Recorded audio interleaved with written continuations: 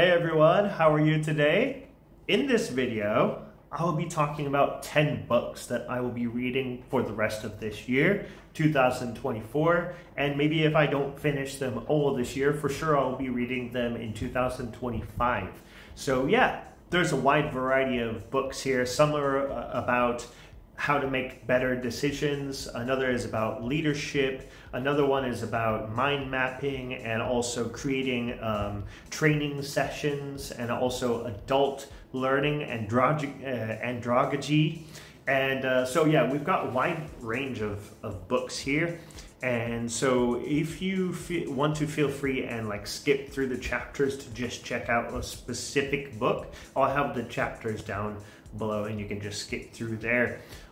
So yeah, let's get straight into the video. And if you're new to the Bookmatic channel or returning after quite some time, this channel, we mainly talk about learning strategies, how to become a better person, how to live a better life, and how to implement what you learn in your job or your career, basically just how to become a better learner in general. And of course I have book recommendations on the channel, and then of course author interviews. So if you aren't already subscribed to the channel, hit the subscribe button right now.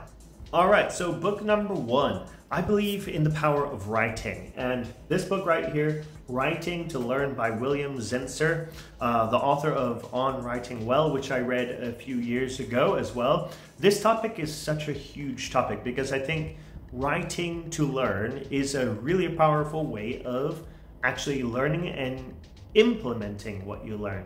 Like right now, I'm reading this book called Write It Down, Make It Happen. And one of the next books that I have on my list as well is called The Power of Writing It Down. So I think this is a huge topic that people can learn a lot if they dive into it. And that's why I'm going to read this book.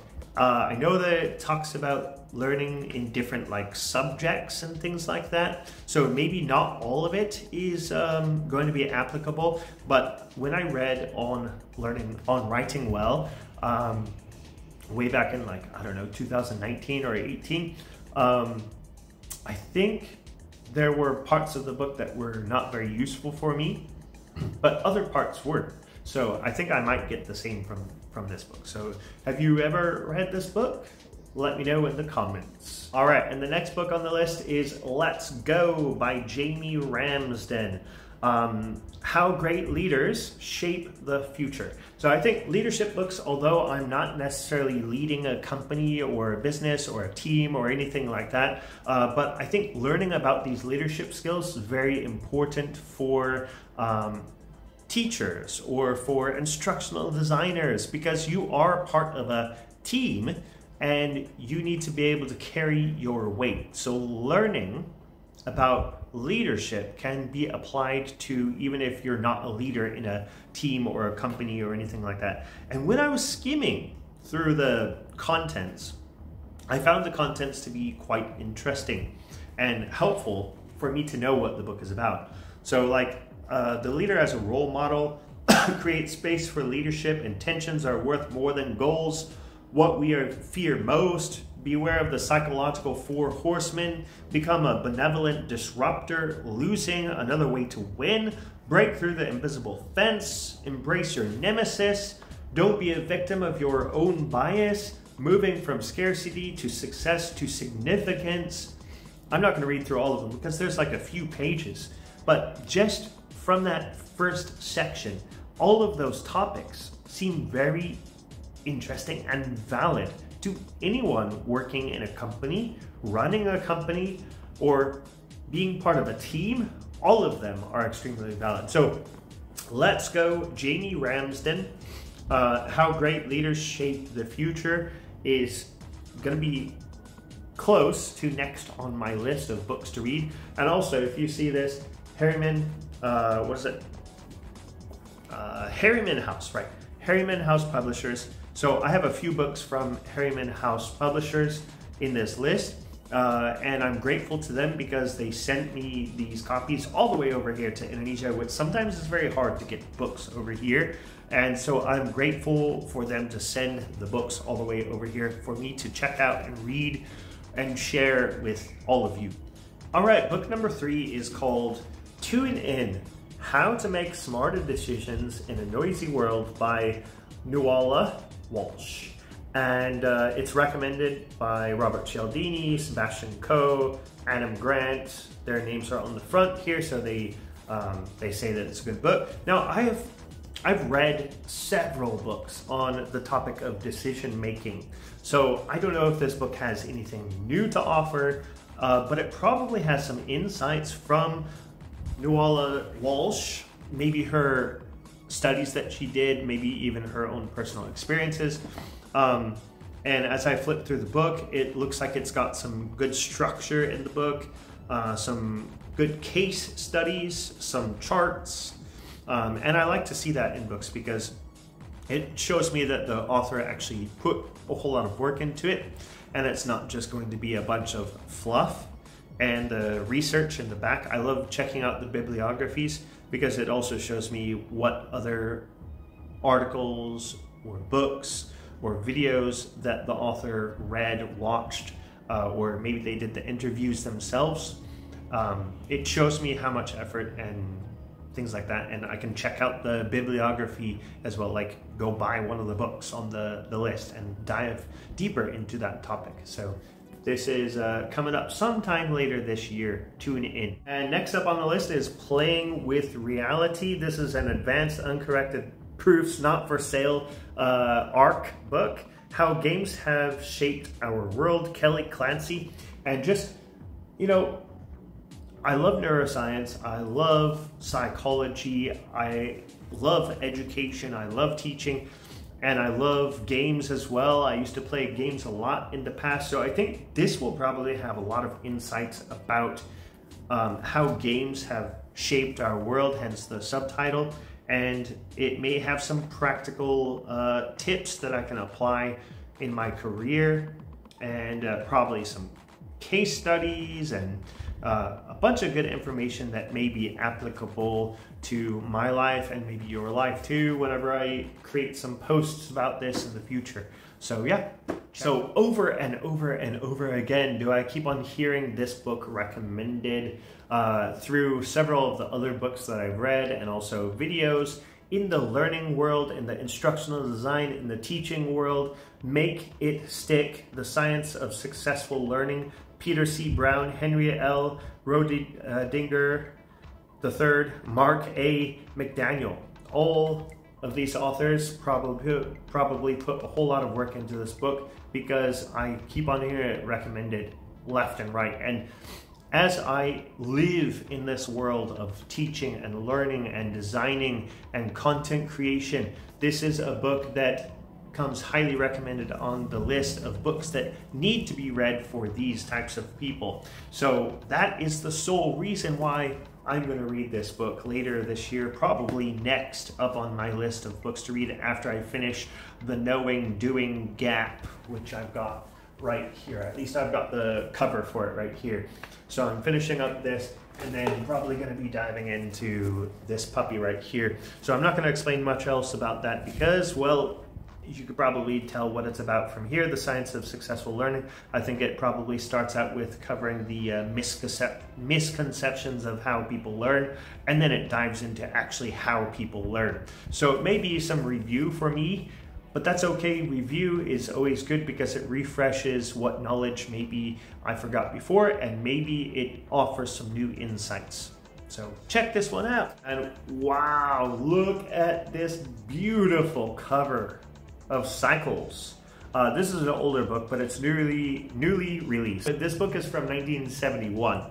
So, and of course, Harriman House. Yay, thank you, Harriman House. So I just love this topic. It says The Mysterious Forces That Trigger Events. It's by Edward R. Dewey with Og Mandino. So this topic of cycles, it's talking about the economic cycles. Do these economic cycles apply to other areas of life? And we discover through other books that I've read, cycles are all around us. And I'm really excited to dive into this because I think we can learn a lot from how cycles work and apply that in our careers and our lives, and just yeah, let's see what this book has to offer, because to be honest, I don't know exactly what's in it because I haven't read it, and I just know that the topic is valid. And of course, if it's published from 1971 and it survived and still thriving today, then there's bound to be some information in here that is valid. The next book on the list here is The Adult Learner by Malcolm S. Knowles, Elwood F. Hulton III, Richard A. Swanson. Now, this has shown up on my previous video, and I've actually read a little part of this, like up to page 30 or so, and I set it aside. Now I'm diving back into this because this is also one of those books that comes up in the instructional design education world, and it's one of those that I definitely need to read in order to progress in my career of designing learning content, teaching classes, doing designing workshops and things like that. And it focuses on adult learners and how to best use the theories of adult learning to create trainings and workshops and to basically set objectives so that adult learners can achieve those objectives. So I'm looking forward to diving into this dense. It's not that easy to read, but it's extremely important for the type of work that I do. All right, and book number 8 is Power by Robert Greene, The 48 Laws of Power. And I've had this one, I bought this one maybe a year ago, and I've been meaning to read it, and I just haven't. I know Robert Greene's books can be very dense as well, even though this is not really thick, but there's just a lot of information and stories packed into one, and I think this book is very valuable. I've heard lots of people say great things. I've heard some people criticize it, and you know, when you got both sides of the coin, you either love it or hate it. Usually it ends up being impactful. There's something bound to help me learn the laws of power in this book. And book number 9 is The Mind Map Book, How to Use Radiant Thinking to Maximize Your Brain's Untapped Potential by Tony Bazan with Barry Bazan. Now, this book, I'm not a huge fan of mind maps. I've never really used them that much, but I've seen other people use them. I've seen people create beautiful mind maps. And that's the thing about learning, is like you have to be open to learn new things in order to make progress. And I want to learn about mind mapping from someone who is really good at it. And of course, learning about this can help me create exercises in the future for people that do like mind mapping. Not everyone likes it, but it is a useful tool to be able to learn about. That way, when the situation calls for it and it's the right situation to use a mind map, then I have the tools and the knowledge about mind mapping to be able to create that situation where someone can use the mind map to the full advantage of the capabilities of that particular mind map. So yeah, that's my whole reason for diving into it. Check it out if you like stuff about mind maps. And for those people who are watching this video who are involved in the corporate training world, education, teaching at schools or higher education or instructional design, learning design, you'll notice that there's a lot of books on my list here that are related to learning and related to training. This one is one of those classic ones too that I have heard recommended left and right. It's called Map It, The Hands-On Guide to Strategic Training Design by Kathy Moore. I just read 2 books recently that have recommended this book right here. So I bought this one a while ago and I just haven't dived into it, but I am for sure diving into it as I'm progressing to transition from teaching into learning design, content, learning content creation and curriculum development. Like, I'm transitioning totally from that field into something that I really am interested in. And so yeah, these are the all 10 of the recommendations of books that I'm going to be reading the rest of 2024 into 2025.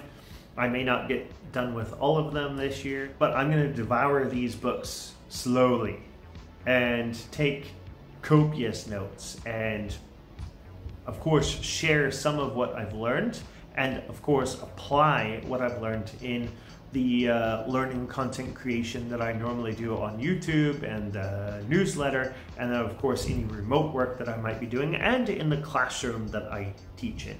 So I really hope that you've enjoyed the top 10 books here that I will be reading later this year. Feel free and skip through the chapter titles there if you forgot what one of the books was, or you can check out the description, which will have the list of books. If you enjoyed this video and feel that it's valuable to share with other people, feel free and share. And then if you're not subscribed already, go ahead and subscribe, and I will see you in the next video.